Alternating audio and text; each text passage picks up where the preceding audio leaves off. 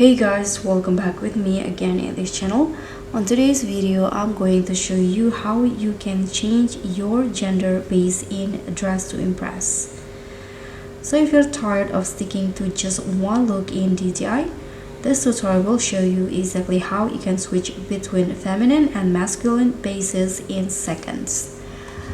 So here, as you guys can see, I have this woman or feminine gender base on my character, and I want to change it into masculine or man.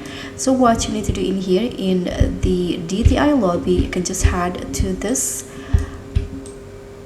statue here, this mannequin in front of the Lana Saloon.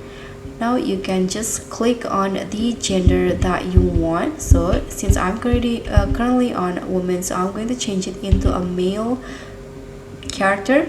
So click on this to put it on. As you guys can see, it will ask you, are you sure you want to change your gender character base?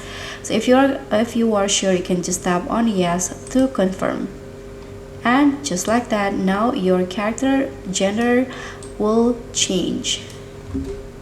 So guys, that's all for me. Thank you so much for watching. Don't forget to hit that like button, comment and subscribe for more DTI hacks and tips. Also, don't forget to click on the thanks. Bye.